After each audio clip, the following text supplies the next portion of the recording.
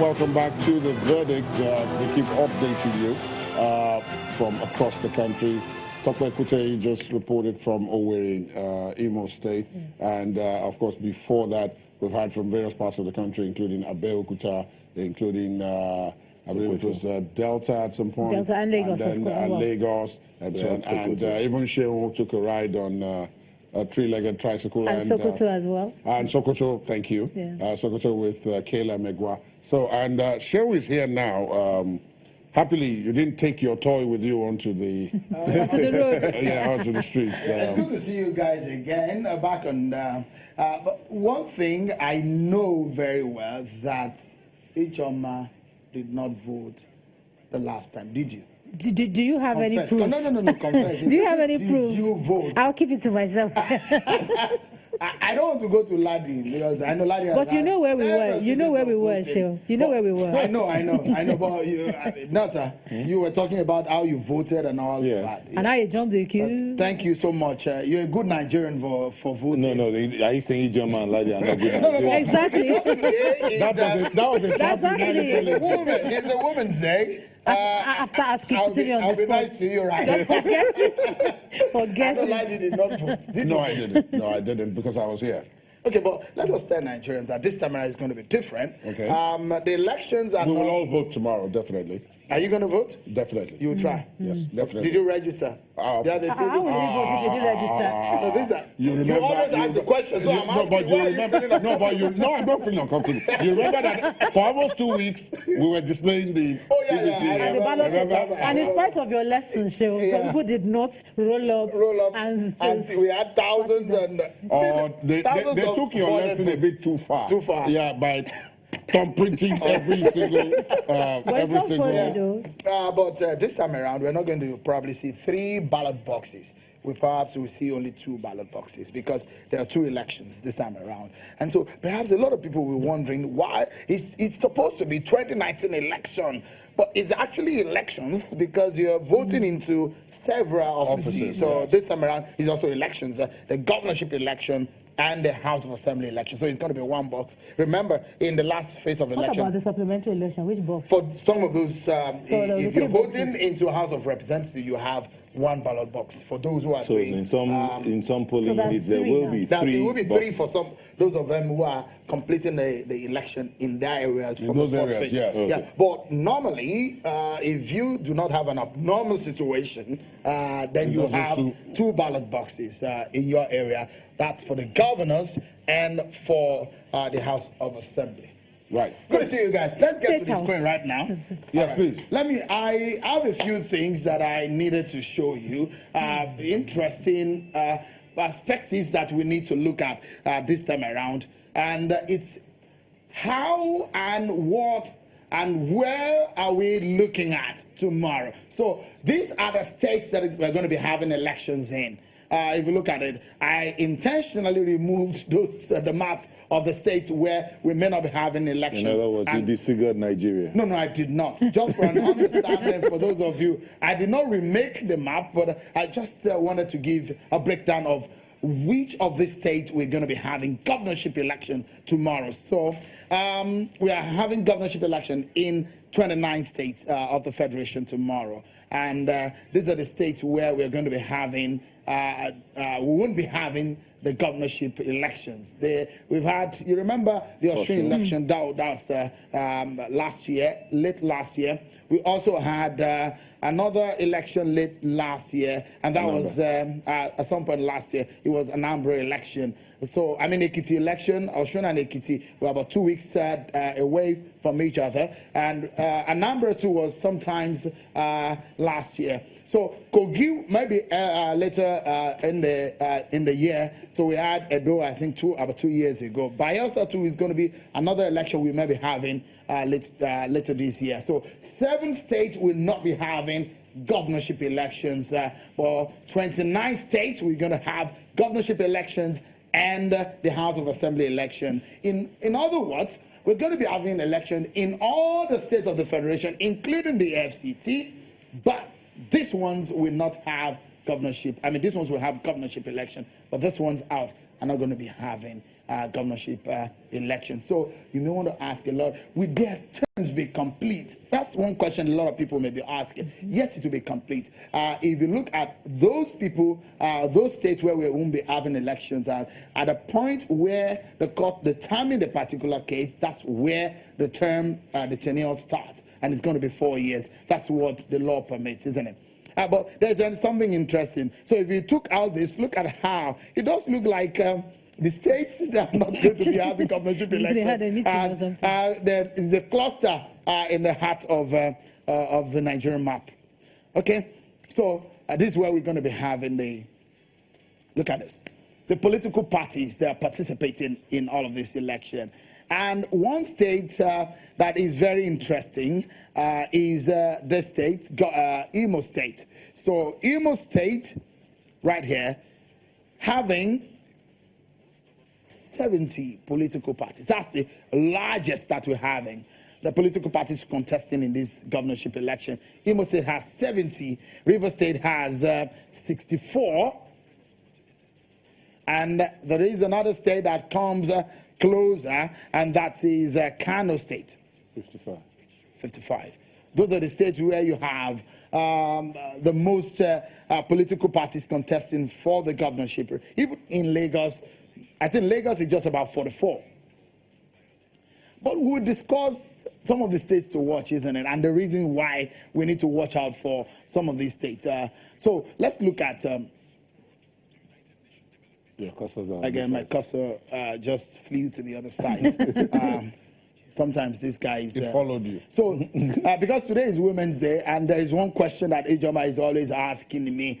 Women and the quota of women in this election, not very impressive, isn't it? So if you look at the breakdown of the percentage of women participation in this. So female candidates for the governorship race, just 8%. That's what you have. That's why 8%. you find that looking at International Women's Day, it's all about #balance. So we're looking for that balance.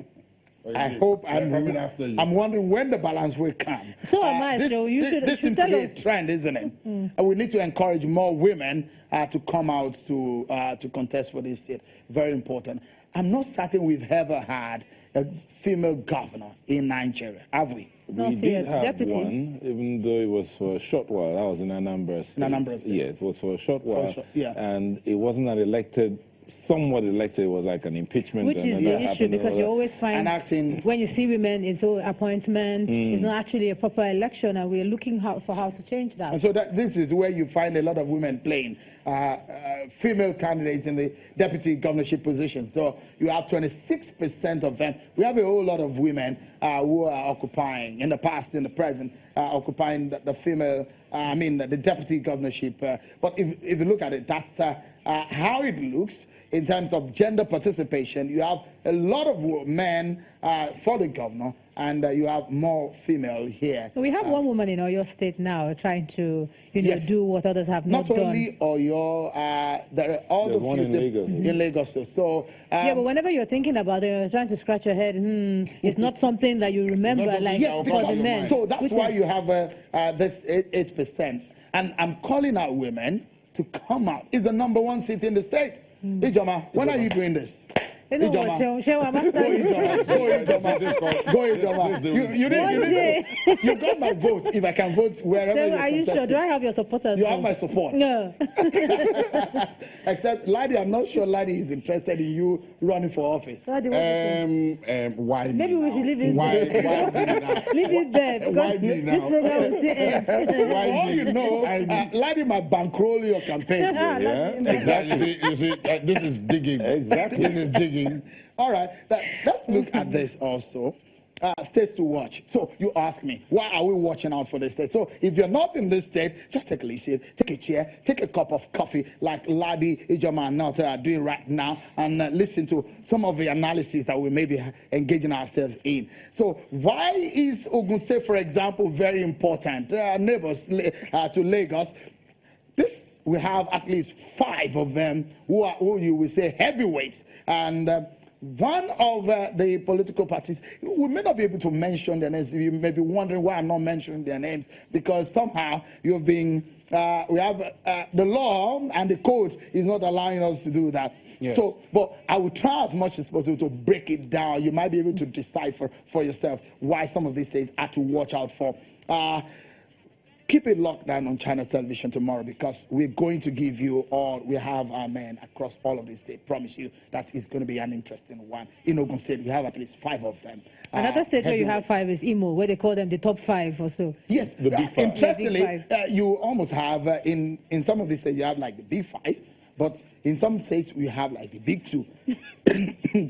In Ogun State, we have someone who is contested for the governor of that state for 3 times. This is his 4th time that he's contesting for this state. You know also that there is a candidate who is supported by a governor, sitting governor from another political party, and he is running in another political party, and there seems to be that hot contest in that state, and that's one of the reasons why a lot of people will wonder, how will the votes go? In one senatorial district, you have 2 heavyweights there. How are they going to share that vote? I'm prophesying. I'm a political prophet. I see something happening. It's no longer political journalist now, political prophet. I see something happening in this state, Ladi, Ijoma, and Nota. Here, right here. This state and this state. And if my prophecy comes to pass, or my permutations come to pass, you guys owe me something. They're going to come for you, Seun. You know, but this is live. Yeah, we will owe you something. You know what, my prophecy, this is going to be a tough one. And the people in that state should be preparing for a second ballot. Is that a prophecy, Seun, that will be tough? We know it will be tough. It will be tough, but look, we might be preparing for a second ballot in the state. Okay. And the reasons are very simple, because when you have every weight spread across this, they will balkanize the vote in the sense that you will hold your stronghold, the other candidate will hold his stronghold, and at the end of the day, you might not have the constitutional spread. You might have the highest number of votes. But not the percentage. Remember, the last time, the winner did not have more than 300,000 votes to become governor. In Ogun State, for example. In Imo State, all they are fighting for is under 1 million votes. And just imagine if those big 5 in these 2 states, what they will be holding on to. Some of them will be holding on to, say, a 200,000 vote. And that will be very crucial. Anyone who gets in these 2 states, anyone who gets about 250,000 votes, you need to watch out for that person. Might be coming close to leading in the race. But it's going to be very interesting. Another state that is going to be very interesting is here, Kwara State. And why is it going to be interesting? We saw what happened in the presidential election. We saw what has been the trend in the politics of Kwara State. What will happen this time around? You have the big 2. And interesting thing in the dynamics of the politics here is the fact that political parties now are lining up behind the big 2 in some of these states. In Kwara State, what will it be? You know, it's your home state, Seun. Let me just call That's you out. my home state. And a lot of people say it's not predictable. You can't tell when it's Kwara. True? Yeah, when it comes to Kwara, the politics is very interesting, dynamic, and sometimes very tough.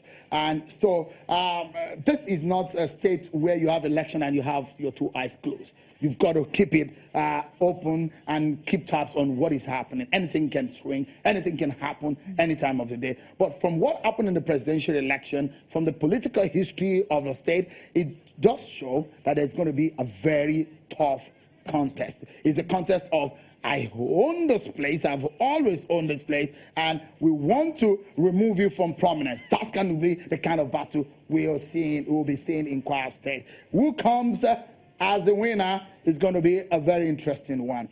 Another state that you might be finding a very tough one is here. Sokoto State. Why is Sokoto very important? Remember what happened. There is a ruling party in the state, and there is a party that won the presidential election in that state. And again, this also has a similar situation in Oyo State. The party who won the presidential election here, and there is another party that is ruling in the state. So what will it be? The ruling party having a tough time here, the ruling party having a tough time here. And in this state, for example, you find a situation where they have about 5 top 5 also in Oyo State. But it does look like there is a realignment in Oyo State. Going to be interesting. Watch out for Lagos State. I was going to Lagos say, State, top what do we have for Lagos? Top 4, 5? No, top 3. Top 3. Top 3. So it's perhaps one of the few times that we've had top 3 in Lagos. It's usually a 2-horse race. But this time around, there is a man who is going to diffuse the race from being a 2-horse race to perhaps a 3. But some people say if you look at the amount of posters around Lagos, maybe it's a top 5. The way you see it going. In Lagos, right? Yep. But in reality, it's a top 3. And 2 of them are in the eyes of the major voters. That's right. And would there be an upset? Highly unlikely. Because, So, I mean, going by the statistics. yeah. But this is another step. But interestingly, this is our base, and we have it locked down. Channel television. You can never get it any better when it comes to election coverage in Lagos and other parts of the country, like you get it on Channels Television. We have it on lockdown for you. Let me move to this side of the board, and let me show you quickly. You've left your cursor. Your cursor is on the other No, side. it will follow me, don't worry. Oh, really? So we have another state here in the southern region of the country, South. And in that region, a political party boasts to be a traditional order of the politics of this region, including this state. So there is a battle ongoing to ensure that there is a swing here. Would there be a swing? There is a governor seeking the re-election. There are other political party forces that are forcing their way and making sure that they cajole voters in their way. So both forces are slugging it out. And a similar situation might be happening here in Benue State. A very interesting one. When you have someone who defected from a political party to another, you find that situation here when you find the governor who defected to another political party here. What happened in the 2019 presidential election? Will it be effective? What effect does it have in these 2 states? We're going to watch and see. Plateau State is another very interesting one. You know what? A former minister, a former general in the army, is a major contender in the race here, fighting to get his way in against a sitting governor. This state also could not win, ruling party could not win this state for presidential election for his party, similar to what you will find in Oyo State and Sokoto State. So in Plateau State, watch out for it. Very interesting. Bauchi State, another interesting one, isn't it? Sorry, before you continue, we get a bit of feedback from viewers. Your map is red. The circle is red. The verdict is red. What is the problem? Your tie is red. Are you on a red panel? My tie is red. Your tie is red. What else is red? Your eyes. So perhaps maybe you I'm should afraid use to point out what yellow. Maybe you should use yellow to circle. To circle. Okay. Yes. I guess it might be difficult for some people to see, but it's interesting. There is a reason why I'm using the red mark, and I will tell you much more, because when you're doing something like this, the colors are very important. So the reason why I'm using red is because these are the states to watch. Okay. So we watch them that seriously, so with red all over. It's fine. All right. These are the people who are not seeking a second term. Though there's a name missing here, the governor of Oyo State is also not seeking a second term in office. So Ibikunle Amosun, Rochas Okorocha, Seriake Dixon, Tanko Almakura, Abdulaziz Yari, Ibrahim Donkombo of Gombe State. They are not seeking a re-election. And so you find this is a state where you definitely will find newcomers. So here we go. Ladi Jama Anota.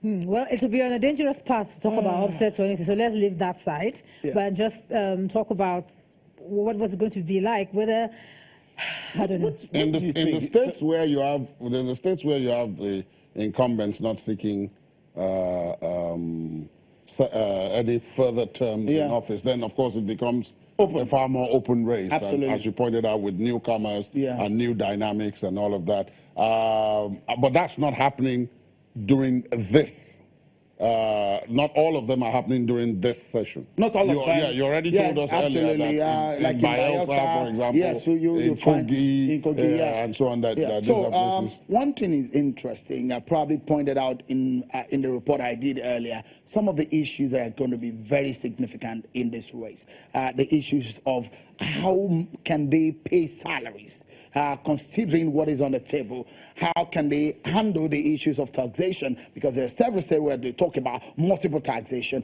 There are several states that issues of education, the dilapidated educational infrastructures are problem, health issues are there, how much the budget for health, issues of maternal, issues of infant mortality, food security.